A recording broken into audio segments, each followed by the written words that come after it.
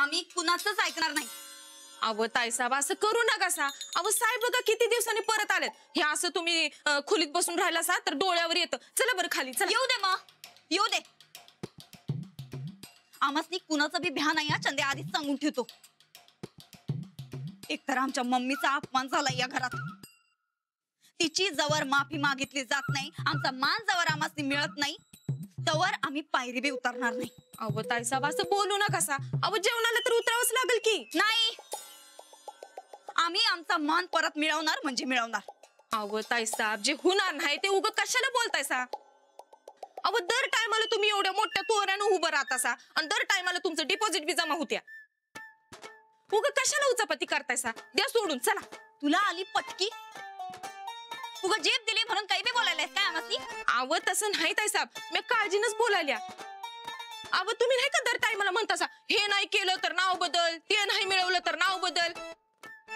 अव ताईसाहेब आत्ता पतूर 1000 नावं तरी व्हाय पाहिजे होती बघा, तुम्ही तर काय नाव बदलत नाही। अशानं माणसावरचा विश्वास उडतो या। विश्वास उडून जातो काय? चल बोजा बिस्तारा गुंडाळायचा, इथनं निघायचा कायमचा। चला निघ। अव ताईसाहेब असं नाही, माझा पुरा विश्वास आहे, ते दुसऱ्यांचा विश्वास नाही। अगे चोंबडे दल बदलू, तुला चांगलं ओळखतो आम्ही। चल तोंड काळा कर, चल निघ निघ इथं। अव ताईसाहेब अव जरा हळू बोला की। अव साहेबांनी ऐकलं तर काय म्हणतील ते? काय म्हणत्याल? कुणाचं भ्या धावायला समाजनी? जीव म्हातारा तर का नाही, मुंबईला होता तेच चांगलं होतं। आल्या आल्या आमच्या मम्मीचा अपमान केला एकतर, आणि हाकलून बी दिलं। ताईसाहेब तुम्ही का नाही शाण्यासारखं वागा, म्हणजे वरडा बसणार नाही तुम्हासनी। ए त्या म्हाताऱ्याचं भ्या आम्हासनी जाऊ नका, आत्ताच सांगतो तुला। याची अडचण एकदा लांब झाली पाहिजे का चंदे, मग ही नंदिता जिंकली म्हणूनच समज। अव जरा हळू बोला की। अव त्यासनी समजलं तर केवढं। एक डाव सांगितलं नव्हं चंदे तुला, त्या म्हाताऱ्याचा भ्या आम्हासनी जाऊ नकस। मंत्री असला म्हणून काय झालं? दाखला सुनबाई, ओ दाखला सुनबाई। हा ना म्हणजे आलो आलो।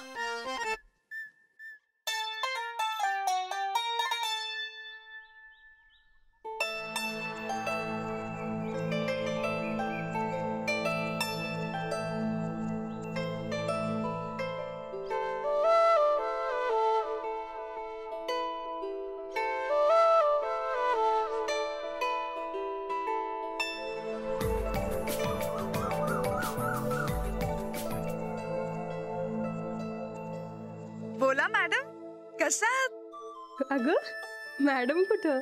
आता आमच्या सरांची बायको म्हणल्यावर मॅडमच। कशा आहात? मी मस्त आहे, तू बोल। मी काय नेहमी सारखीच मस्त। तुझं काय चाललंय?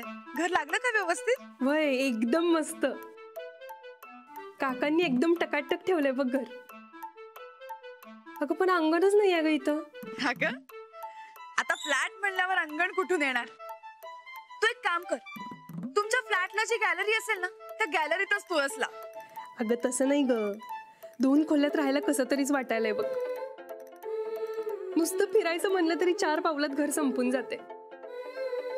आमच्या घरी कसं अंगण होतं, गावात फिरता येत होतं, इथं काय करू मी? झालं का तुझ्या तक्रारी सुरू? तक्रार नाही करत आहे ग, मला वाटलं ते सांगितलं। रेणू हे बघ, आता तू सवय करून घे। तुम्हाला गावातल्या लोकांना वाटतं शहरात फार मज्जा असते, आता तुम्हाला कळेल शहरातली माणसं काय मिस करत असतात ते। पण आता तू कुठे शहरातली राहिली आहेस, गावातलीच झालीस की। हो, आणि आता तू शहरातली झालीस। बाकी सोर कुठे आहेत आमचे? आहेत की, खिचडी बनवायला लागलेत। काय रेणू, अगं बरी आहेस ना तू? तू सरांना कशाला खिचडी बनवायला लावतेस? अगं बाई, माझ्या डोक्यावर उद्याच्या परीक्षेचा अभ्यास मारून स्वतः खिचडी बनवत बसलेत। अगं पण खिचडी बनवायला असा किती वेळ लागतो? अगं हे पण सांगून बघितलं मी, पण मला 4 मार्क जादा मिळतील म्हणून अभ्यासाला जास्तीत जास्त वेळ कसा मिळेल याची बरोबर काळजी घेतली आहे तुमच्या सरांनी। रानादानं कौतुक केलेली खिचडी खायला घालतो म्हणून गेला 1 तास किचन मध्येच बसलेत तुमचे सर। वा, मजा आहे तुझी। मज्जा कसली ग, मला तर भीतीच वाटायला लागली आहे खिचडीची। रेणू अजिबात घाबरू नकोस तू, राणाजींनी अगदी व्यवस्थित परीक्षा घेतली सरांची, त्यामुळे खिचडी अगदी मस्त होणार. अगं व्हय, पण मला अभ्यासाचा कंटाळाच आलाय बाई. दिवसभर वही घेऊन बसलीये पण एक प्रश्न पाठ होईना झालाय बघ. ग मग लक्ष देऊन अभ्यास कर.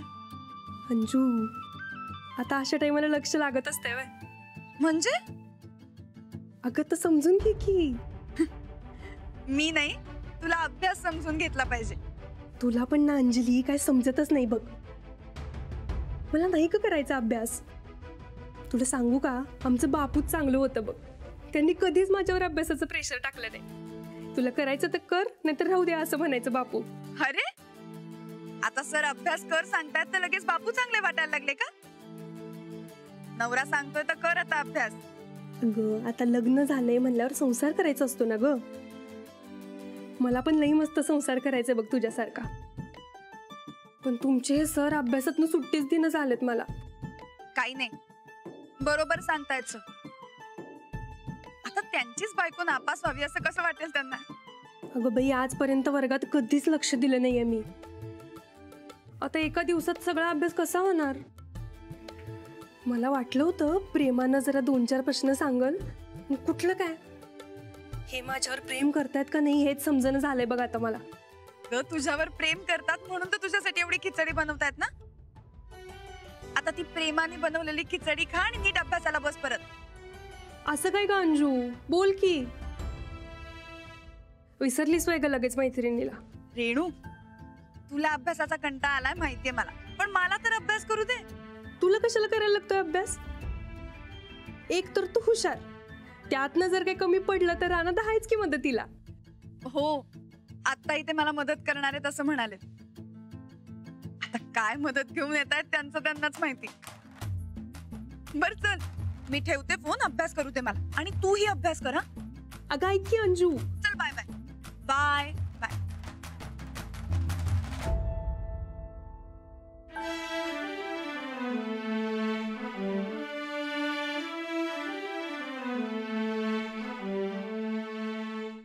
ताईसाहेब, एवढ्या मेहनतीनं तुम्ही रक्ताचं पाणी करून भाजी निवडली सा, तरी बी साहेबांनी तुमसनीच ऐकवलं. तुम्ही का नाही या घरासाठी जीव जरी दिला तरी कौतिक कोणाच होणार? ते थोरल्या महाराणीचं. आम्ही एवढं जीव तोडून या घरातली कामं करायलोय आणि महाराणी बसली अभ्यासात टाइमपास करत. मॅडम बनायची लई हौस आहे बघ तिला. मॅडम नाही तर काय, घर संसार सोडायचा आणि नुसतं मॅडम बनत बसायचं. अभ्यासात मॅड झालेली मॅडम. मॅडम बसल्या टाइमपास करत आरामात आहेत आणि आम्हाला ती कामाला झुंपलंय. अरे वा गोदा का छान लस तुम्ही. द्या द्या द्या. अहो ताईसाहेबांचं डोसकं लई उठलंय. द्या. कशानं? अहो कशानं म्हणजे? अहो एवढं घाण्यातल्या बैलासारखं तुम्ही कामाला झुपल्या म्हणल्यावर डोसकं तर उठणारच की. पर स्वयंपाक तर मी आणि राधीनं केलाय. वहिनी साहेबांनी काय काम केलं? काय काम केलं? अहो ही समधी चौसुपी बघा केवढी चकचकीत केली. अहो कपाटातली समधी कापड धुतली त्यांनी वय. आणि ही बघा, हे बघा कोपऱ्यातली धूळ बघा, दिसते का केवढं चकचकीत केले. बघा बघा बघा. चंदे मुस्काट फोडी ना. आम्ही काय नोकर आहे वय ही समधी काम करत बसाया? अहो तसं नाही ताईसाहेब. आता तुम्ही एवढी समधी काम केली म्हणल्यावर मला वाटलं हे बी केलं असेल. काम केली पण ही समधी नव्ह. पण मला तर काय दिसलं नाही. गोदाक का तुमच्या पोचपावतीची आम्हाला काय बी गरज नाही. जावा हो जावा, जाऊन तुमच्या मॅडमची खातिरदारी करा. जावा. मॅडम तर काय, बॅरिस्टर आणि कलेक्टर होणार आहे ना तुमची थोरली सून. मग मॅडमच म्हणाय पाहिजे की.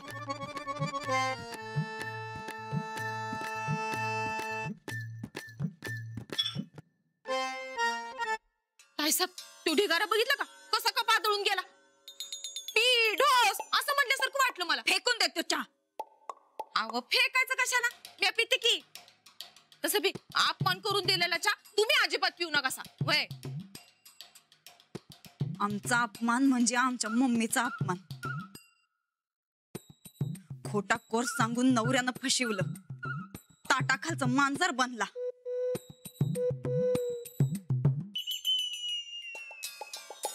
या घरात आता 1 मिनिट बी थांबायची इच्छा राहिली नाही आम्हासनी. आमच्या पप्पासनी जर कळलं का नाही तर असली 10 घरं बांधून देत त्याला.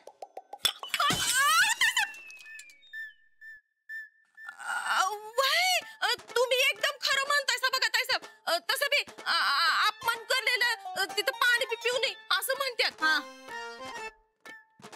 पण आमच्या हक्काचं घर सोडून आम्ही कधी बी जाणार नाही हे बी समजांनी ध्यानात ठेवावं. होय, अजिबात सोडू नका. जे हक्काचं आहे ते अजिबात सोडू नये.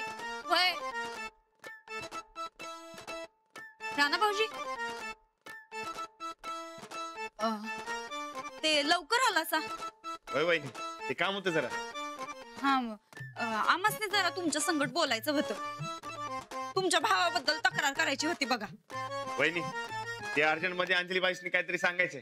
आपण नंतर ना बोलू की. हा, अहो नाही, आमचं बी अर्जंट काम आहे.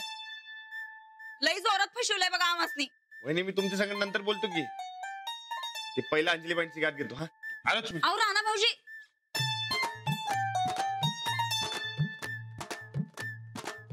आम्हासनी तर काही किंमतच राहिली नाही आता या घरात. तर काय, आता तर रानात बी पाव टाकणं झाल्यात. दुश्मनावर बी अशी येळ येऊ नये बाबा. चंदे,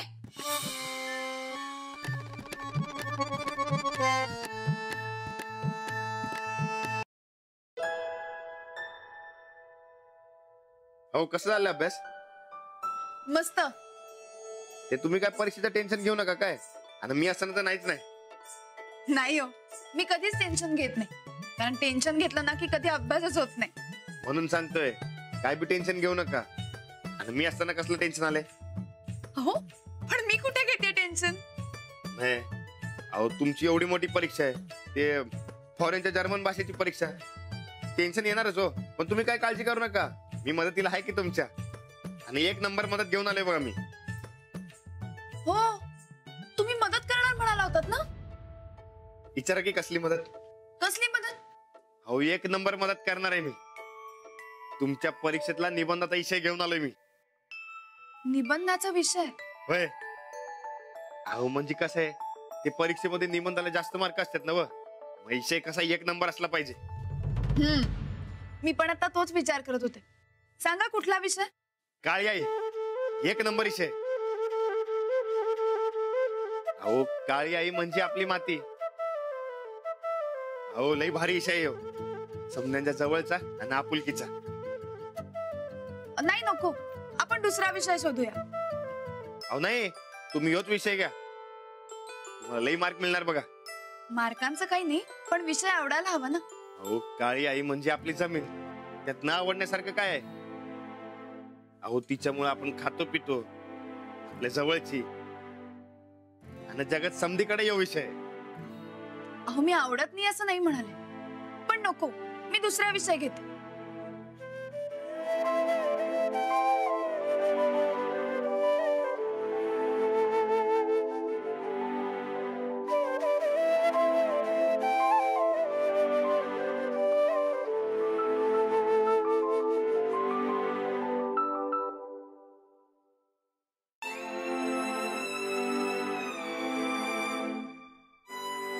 अहो तुम्ही नका ना नाराज हो. अहो सकाळपासून लय विषय समोर आलं, पण समजायला मी नाही म्हणलो. मग यो विषय सुचला आपल्या आपुलकीचा. जगात समधीकडे महत्वाचा असणारा विषय सुचला म्हणून मी लय खुशबी झालो. सकाळपासून आलेलं टेन्शन गेलं असं वाटलं, पण तुम्हीच नाही म्हणाले. मला वाटलं तुम्हाला आलेलं टेन्शन कमी होईल.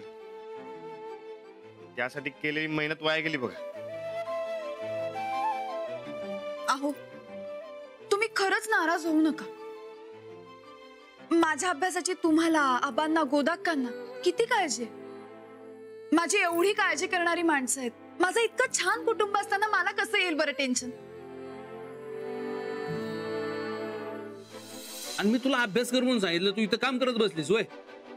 बाबा, या घराने मला इतकं दिलंय, मग मी एवढंसं नाही करू शकत. कुटुंब आणि त्यातली माणसं ह्या अशा चांगुलपणावर उभी असतात. कुटुंब माझं कुटुंब आणि माझे सखे सोयरे, हाच विषय. अहो थँक्यू, तुम्ही फार छान विषय दिलात मला. मी हो, तुम्हीच म्हणालात ना की आपला वाटेल असा विषय हवा आणि जगात सगळीकडे असला पाहिजे. मग माझं कुटुंब मला आपलं वाटतं आणि ते जगात सगळीकडे असतं. म्हणून आता हाच विषय, माझं कुटुंब आणि सखे सोयरे. खरंच या कुटुंबात गोदाक्का, तुम्ही, आबा, सूरज भाऊजी, सगळे मित्रमैत्रिणी, सगळी आपली वाटणारी माणसं येतात. आणि काळी आई सुद्धा येते. म्हणजे काळी आई सुद्धा आपल्या कुटुंबाचाच एक भाग आहे ना.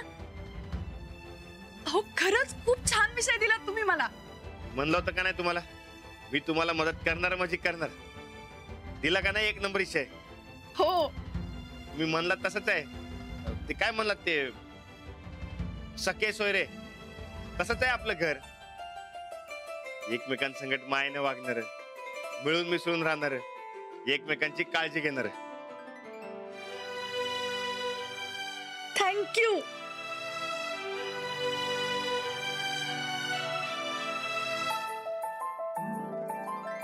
माझं कुटुंब आणि सखे सोयरे.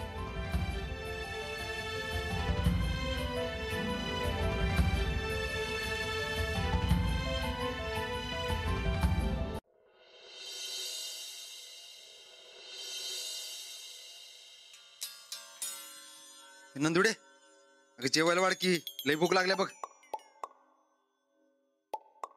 नाही, ते आमच्या कोर्सचं काय झालं ते सांगा की. अगं हे बाई असं होतंय बघ. अगं कामाच्या गडबडीत आजकाल लई इसरायला व्हायला लागले. त्या फॉरेनच्या कॉलेजचं कालच पत्र आलंय तुला. अगं सिलेक्शन झालंय तुझं, कॉंग्रॅच्युलेशन. काय? अगं मग सिलेक्शन झालं? खरंच की. ओके बाई, चला बाई आम्ही उद्याच निघतो मग फॉरेनला. बॅग भरायला घेतो आम्ही. अगं नाही, अगं म्हणजे अजून एक परीक्षा द्यायची तुला.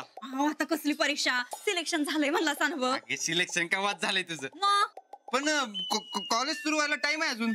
होय, तर आता जाऊन काय करणार तिथं? अहो असं कसं काय करणार? जरा तिकडे जातो, त्या वातावरणात रुळतो. कोणती साडी घेऊ सांगा बरं पटाक दिवशी. एकदम बरोबर. अगं त्या वातावरणात रुळायलाच पाहिजे. खरं त्याच्यासाठी तिकडची फ्रेंच भाषा शिकायला लागते बघ. कंपल्सरी आहे तिथं, त्याच्याशिवाय ऍडमिशन होत नाही कॉलेजमध्ये. म्हणजे कसं आहे नंदुडे की त्यांच्या इथं त्यांच्या भाषेला लई महत्व आहे ग. आपल्यासारखं थोडीच असते तिकडे. म्हणून उद्यानं मी तुला मराठीतनं फ्रेंच कसं शिकायचं ह्याची पुस्तकं आणून देतो. तू फटाफट अभ्यास राहिला काय. शाळेत एवढा शिकला असता तर कलेक्टर झाला असता. अगं नसशील अभ्यास केला तर आता कर, काय होते त्याला. आणि तू तर कलेक्टर एवढीच हुशार आहेस की. आम्ही आमच्याबद्दल नाही र, तुझ्याबद्दल बोलायलोय. आम्ही काही येडं वाटलं काय तुला? अगं म्हणजे मी तसं कुठं काय म्हटलं. कुठं काय म्हणलं म्हणजे? अजून किती खोटा रडेपणा करणार आहेस र? तो कोर्स खोटा, ऍडमिशन खोटी, पुस्तकं खोटी, समजा खोटं. अगं म्हणजे तसं काही नाही आहे. तसंच आहे, तसंच आहे सूरज. आम्हाच ते तर का नाही या घरचं पाणी बी पिऊ वाटणं झालंय बघ आता. आमचा नवरा काय फसवतोय, आमच्या मम्मीचा अपमान काय होतोय का? कारण आम्ही धाकटाय म्हणून. आणि त्यांना काय, त्या थोरल्याला काय सोनं लागलंय काय? तू कायम वहिनीच कशाला मध्ये आणतीस ग? हे असं तू बराबरी करायला जातीस म्हणून तोंडावर पडतीस. आणि ये तुझ्या मम्मीच्या अपमानाचं विचारशील का नाही तर त्यांचा आगाऊपणाच नडलाय त्यासनी. आणि तुझं बी तेच आहे म्हणा. तसं कर्म तसं फळ. आमच्या मम्मीच्या विरोधात एक शब्द बोलायचा नाही सूरज, आधी सांगून ठेवतो. जाऊन झोप, जातो जेवायला. सूरज